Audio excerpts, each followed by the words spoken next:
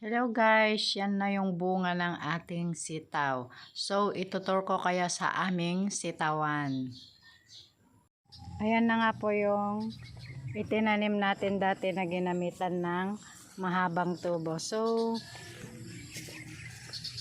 sa pag-aalaga po ng sitaw, kailangan tatanggalan din siya ng mga damo para yung puno niya ay hindi matalo ng mga damo. Kasi minsan pag madamo, inaagaw ng mga damo ang nutrients na dapat ay sa ating sitaw. Kaya yan, dinadamuhan, hindi pa nga lang tapos. Pero ayan na sila guys, ang daming bunga. So nakakapagbenta na rin kami nito.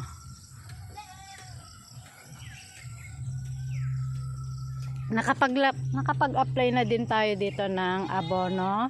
Twice minsan nung maliliit pa sila, tapos nung bago magbulaklak, inabonohan na din natin.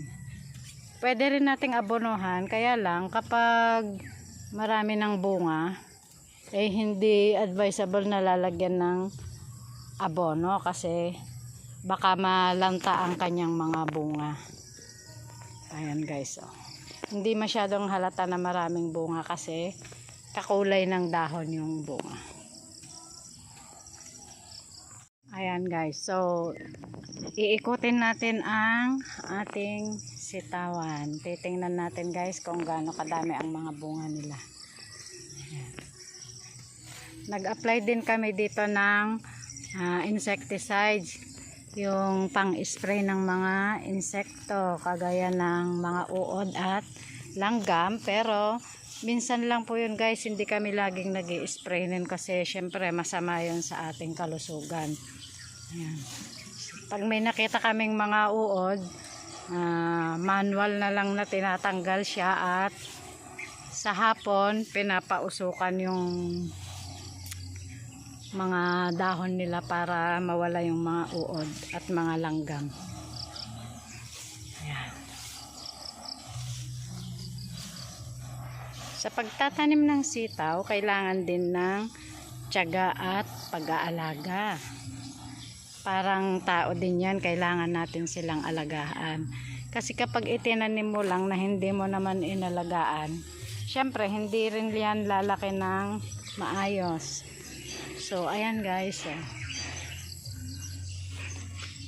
yung dahon nito ay nagkaganito kasi dati yung ashfall o kaya yung sulfur ng Bulkang Taal minsan lumalabas, kaya nalalanta yung dahon.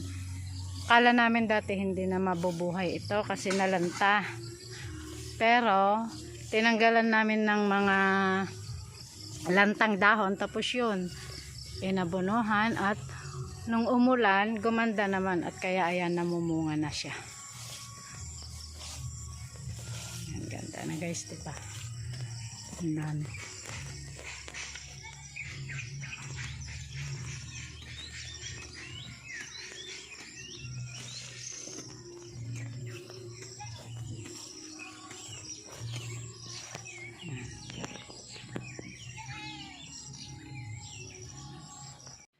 So ayan guys, may order sa atin ulit na 5 kilo na sitaw, kaya mamimitas tayo ngayon ulit.